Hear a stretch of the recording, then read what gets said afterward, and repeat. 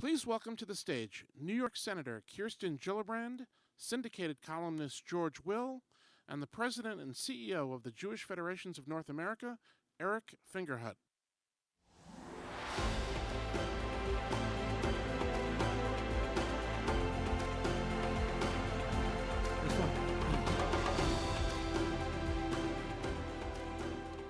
Well, thank you both for being here. It's a very difficult transition from Aviva's very powerful testimony, but this is the leadership of our Jewish communities in every community across North America, and these major trends that are happening in our country and in our world, we need to think them through together and understand them. So let's start with the election. Look, the polling that led up to the election said it was a dead heat, so no one should be surprised by President Trump winning the election, but I think what was surprise was the breadth and the scope of the victory. And some have suggested that this election represents a fundamental realignment in American politics. So my question for both of you is, was it? And if so, what's the nature of that realignment? And if it wasn't, then how do you explain the trends that we saw that saw a major shift towards President Trump? So, George, why don't you start? Sure. There's been an ongoing realignment over many administrations and elections now. If some Rip Van Winkle had fallen asleep on the 1st of June and awakened on election day, he'd say, well, nothing happened in between. Cataclysmic debates, two assassination attempts, an incumbent president withdraws. Nothing made any difference in the polls. It was our calcified politics did not move. It seems to me the issues mattered. There were two big issues, immigration and inflation. Some presidents get repudiated because of bad luck. Herbert Hoover's inaugurated in March 29, the stock market collapses in October. Wasn't his fault. Immigration and inflation were made in Washington by choices. The choice not to enforce the immigration laws at the southern border. The choice to increase spending by trillion-dollar tranches that ignited inflation. And then there's the other matter of cultural aggression from the woke left. We don't like your car, we're going to design you a better one here in Washington with the 535 automotive engineers in Congress. We really don't like your stove, which is cooking the planet, and your pronouns really do need work. And at the end of this, I think people said, just get out of our face.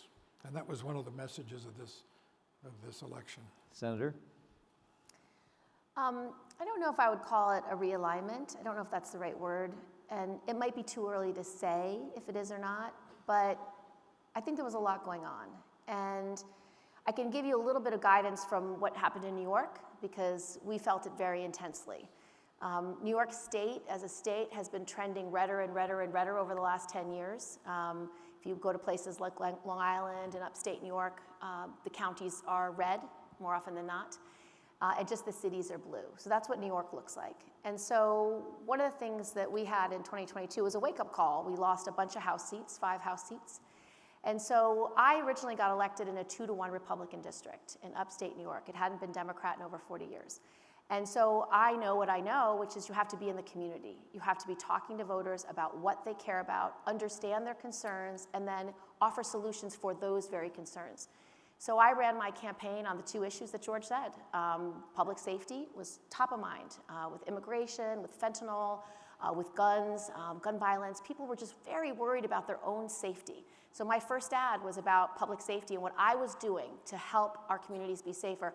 I passed a bipartisan gun trafficking bill. It took me over a decade, but we've already taken over 3,000 weapons off the streets. We are prosecuting over 400 traffickers, over 100 have been convicted. And so I talked about the stuff we did for that, the stuff we did for getting the fentanyl off our streets and stopping the influx from Mexico. And the second issue was the cost of things, the economy, as George says. People are upset. They don't like the fact that they can't afford meat anymore, that eggs are expensive. Thank goodness the gas prices are finally coming down. The interest rates are too high. They can't buy a mortgage. They can't make a car payment. Those are issues that affect everyday voters. So my second ad was on the economy, and it's not working for everybody. I think candidates that were in the pulse of their communities won. And so if you look at the races, we won out of our 7 battleground seats, 2 incumbents, 5 trying to flip, we won 5 out of 7. It was the only bright spot anywhere in the country because we did a grassroots-oriented campaign. We were in the community from day one. We made 1.3 million door knocks. We made 4.7 million phone calls just in those battleground districts. We had 40 offices. Like, it was different. You saw the performance of Senate candidates outperforming the top of the ticket. That's how we held places like Arizona in the Senate, Nevada, Michigan, Wisconsin. Those races showed that those candidates were talking about the cost of things. They were talking about public safety, the things that were on the minds of those voters. So when you're not talking about what people care about, it becomes detached, and they don't see that you care about them. And so for people who are worried about putting food on the table, the topic of democracy may not resonate with them. If you're talking about, can I provide for my children? Can I afford the medicine I need? Maybe reproductive rights isn't top of mind for them. So the truth is that you need to know your district, you need to know your state, and if you're talking about the things that people care about, they're gonna vote for you. So it's not necessarily a realignment, but it's really, do you understand your voters well, and are you meeting their needs? And if the Democratic Party wants to be strong in the future, they should talk about how they're helping people in their daily lives every day. Yeah. I would assure my Democratic friends that realignment suggests something permanent. Yeah. Overnight is a long time, and a week is forever in American politics. I cast my first presidential vote in 1964 for Barry Goldwater, who had Jewish ancestors. Harry Golden, the great writer down in North Carolina, said, I always knew the first Jewish president would be an Episcopalian. It's a great line. Goldwater got routed. He lost 44 states. People said the Republican Party's finished. Don't hear from conservatism again. Republicans won 4 of the next 5 and 5 of the next 7 presidential elections. In fact, we Goldwaterites say that he didn't lose in 64. It just took 16 years to count the votes. But so the fluidity in American politics, and our parties are intensely sensitive market mechanisms. The Democrats will get the message, they will adjust, and we'll have a brawl in 2028. Thank you. It was very interesting. So I know you understand that this audience cares passionately about 2 interrelated issues. You've already heard a little bit of it in this program. Israel's war to destroy Hamas and the other terrorist armies that have been attacking it. And of course, the anti-Israel protests here in America that have launched this spiral of anti-Semitism. And you've heard also already that this sense of alarm is stronger even because of what happened in Amsterdam this last week. We are grateful. We know that the political leaders of this country are largely supportive, but we frankly worry that this won't last, especially when we see what's happening on campuses and when those folks become the leaders of the future. So I guess the question is, how worried should we be? Senator? I think we should continue to be very worried and very vigilant. Anti-Semitism is rising. Hate, division is rising, and there's a lot of reasons for that, which I'll address. But I just want to start with something you mentioned. Our college campuses need to be safe.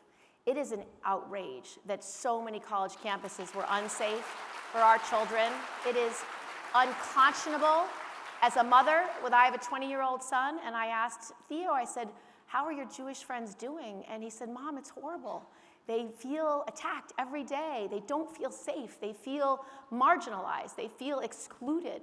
And I can't imagine what it's like to be a Jewish college student today. And I think any college president who cannot keep all her students or his students safe should be fired. Any professor that celebrates October 7 and lifts up the actions of Hamas as a good thing should be fired. It is untenable what's been happening on our college campuses, and we need better leadership than we've had. So that's point 1. Point 2 is there's a lot of hate being spread. I sit on the Committee on Intelligence as well as the Armed Services Committee. Malign foreign influence is real and constant. Iran and its now ally Russia and China have been spreading hate and disinformation. I don't know the exact statistic, but something like 95% of all content on TikTok is anti-Israel.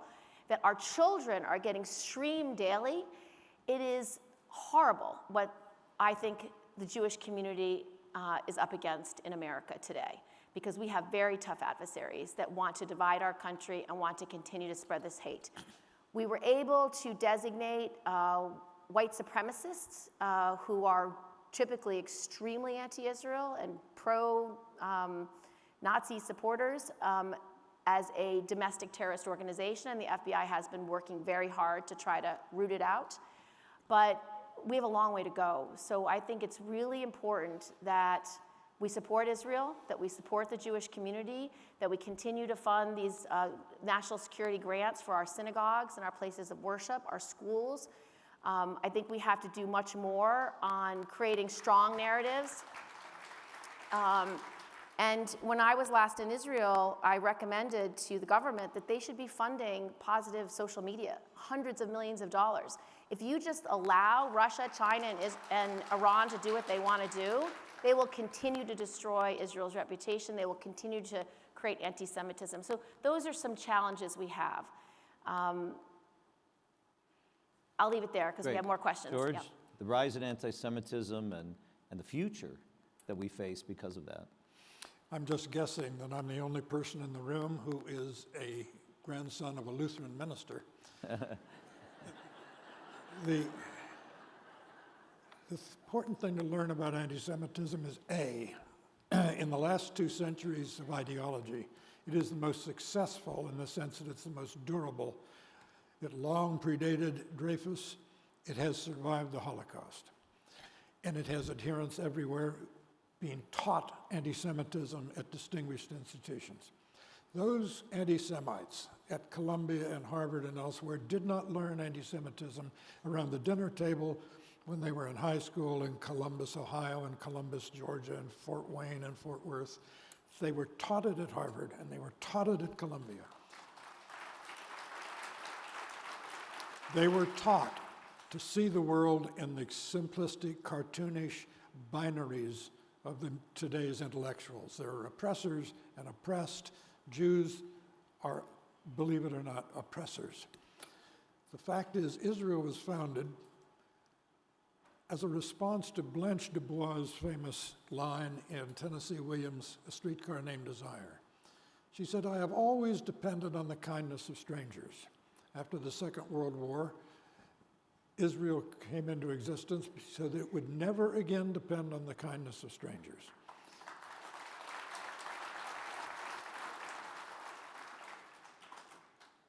One of my very best friends for many years was Senator from New York, Pat Moynihan, who became a senator because of his steadfast defense at the UN of Israel against the infamous Zionism is racism resolution. Pat famously said, "Everyone's entitled to their own opinion, but not their own facts." During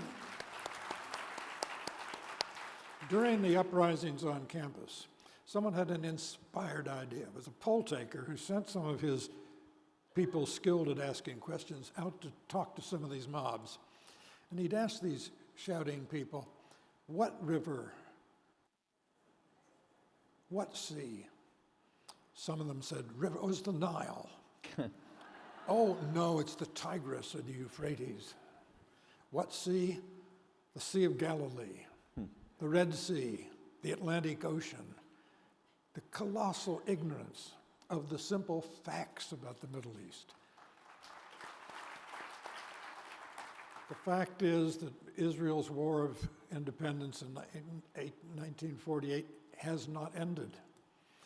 The simple fact is that when Israel was founded on 1/6 of 1% of all the land in the so-called Arab world, no Palestinian state was destroyed by the founding of Israel. There having been a Palestinian state between 70 AD and the coming of the British. Facts would be an enormous help if only our universities were still in the fact business.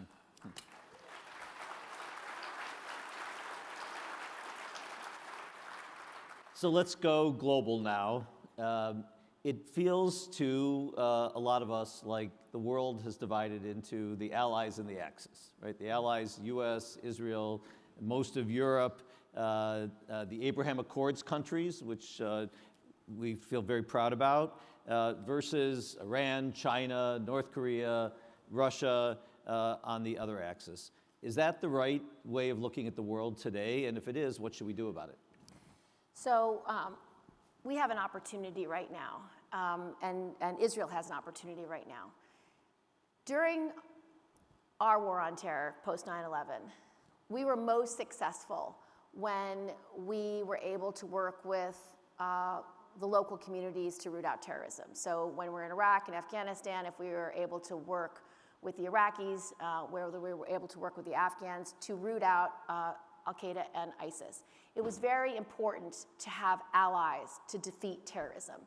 So this is an opportunity for Israel to now pivot to the Abrahamic alliance. And I really hope that Prime Minister Netanyahu can do this. This was something he very much wanted to do before October 7th. It was the reason October 7th happened.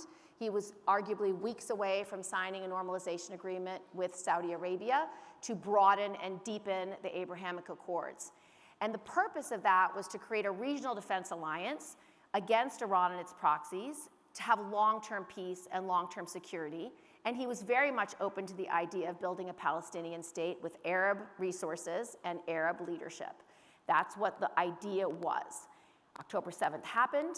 He's been fighting against terrorism ever since. His goal has been to destroy Hamas. He's been attacked by Hezbollah. He's been attacked directly by Iran. So he has a war on three fronts. He's had some military success, and so I would urge the Israeli government to now pivot to the Abrahamic alliance, because if he signs this normalization agreement with the Saudis, if he deepens his relationship with the Emiratis and the Moroccans and the Bahrainis, together they can do an anti-terrorism effort over the next decade that will be very successful. Because if you have that many allies constantly trying to root out Hamas, Hezbollah, Houthis, and any other Iranian proxies, it shifts the balance of power so dramatically that Iran would have to think twice before starting or augmenting this war. It is no longer a winning proposition if the entire Arab world is aligning away from Iran towards Israel. It changes when the seat of Mecca is on the side of Israel. And so I want this now more than anything, because it's through that Abrahamic alliance, I think you can get our hostages home. We must get our hostages home. They don't have a lot of time left. We need them home. Netanyahu can feel the comfort of signing a peace agreement, because it is a peace agreement as long as there is peace, and the minute a terrorist group attacks Israel, it is gone. He can do that now.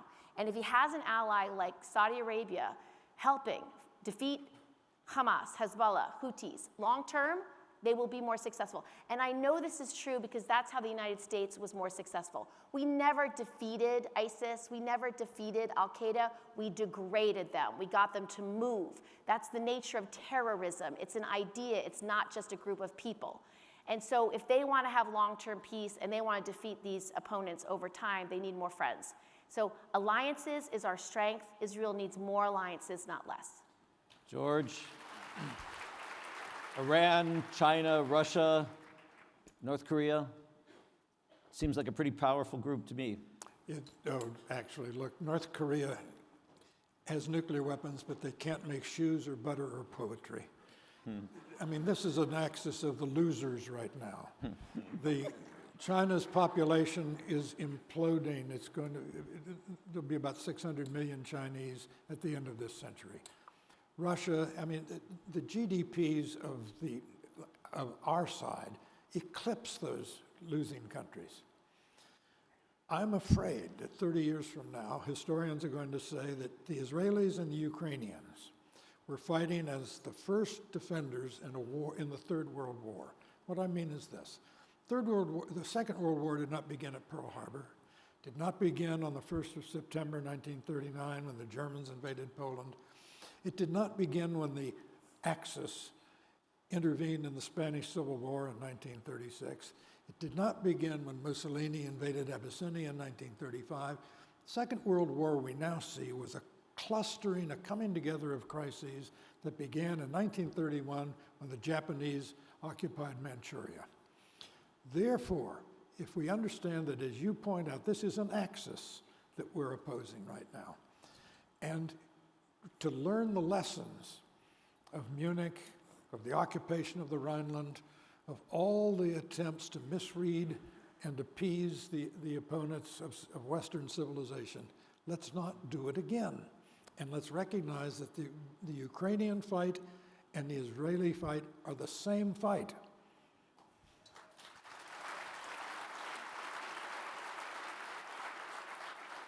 We're really grateful that you're both here, and it's been a fascinating conversation. I wish we didn't have to move on, so I have one final quick question for you both.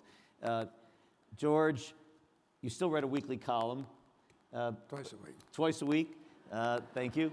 But we're in a world of TikTok and Instagram and podcasts and all these other things. So I'm curious why you still choose that medium. And Senator, you're in the greatest deliberative body in the world. I think what we're concerned about collectively is there still an opportunity for reasoned dialogue in this country on the kinds of issues we've been discussing this morning so that we can actually reach some resolution as a country of these major issues? George? Sure. A lot of talk about how disruptive this thing is, the iPhone. By far the most disruptive technology ever invented was in the 1400s. Movable type, books, reading.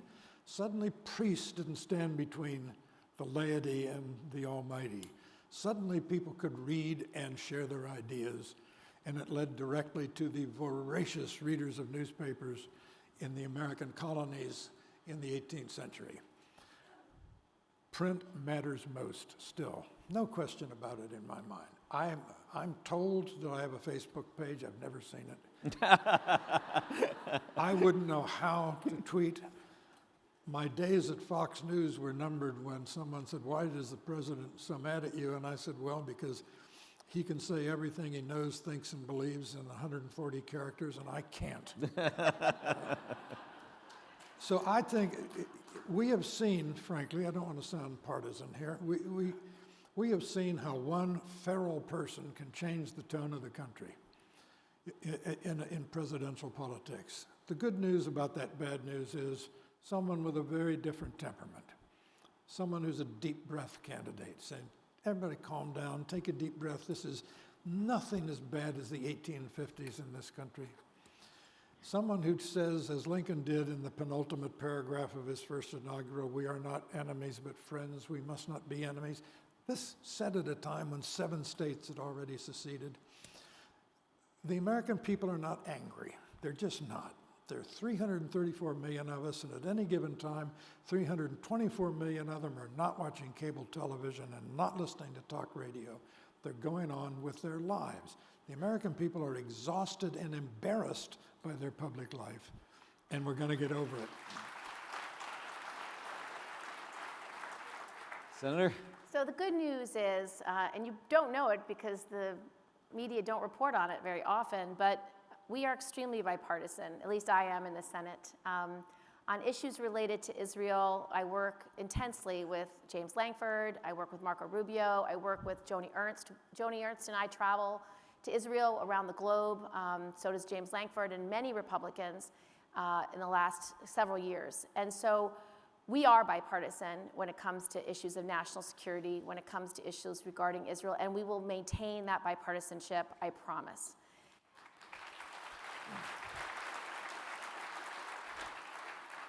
We also actually do a lot of work together. Unfortunately, the way media and certainly the social media, as George mentions, it rewards the extremes. You're going to hear a lot more about an insult that Marjorie Taylor Greene makes against some Democratic House member and some slur they rant at each other. Then you're going to hear about me working with Josh Hawley to ban stock trading because members of Congress are constantly doing insider trading, or the work I do with Ted Cruz to help our men and women at West Point, or the work I do with Lindsey Graham to change workplace rules so people who are assaulted or harassed can sue in a court of law, which changed 60 million employment contracts overnight.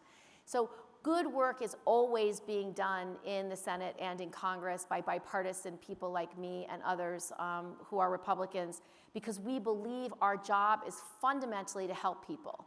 We believe our job is to come up with the best common sense ideas, find the common ground that exists, and pass laws that make a difference.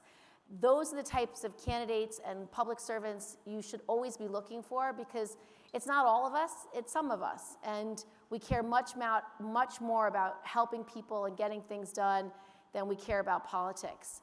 I always try to put people over politics, because that's why we're in these jobs. You wanted the last word? Yeah. I think optimism is a duty for Americans.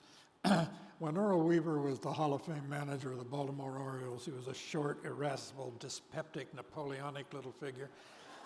And when he was out of sorts, as he usually was by the third inning, he'd come barreling out of the dugout, stick his chin into the chest of a much larger umpire, and at the top of his lungs he'd shout, "Are you going to get any better, or is this it?" Things are going to get better because the American people are, as I say, not angry. Mark Twain and his good friend, the novelist William Dean Howells, were staying at a hotel one day. They decided in the morning to go out for a walk. They stepped out on the veranda and it was pouring. And Howells said to Twain, "Do you think it'll stop?" Twain said, "You know, it always has." It's enough. Thank you for leaving us on a note of optimism. Thank you, George Will. Thank you, Senator Gillibrand. Thank you. Thank you. very Thanks, much. George. Good Great fun. job.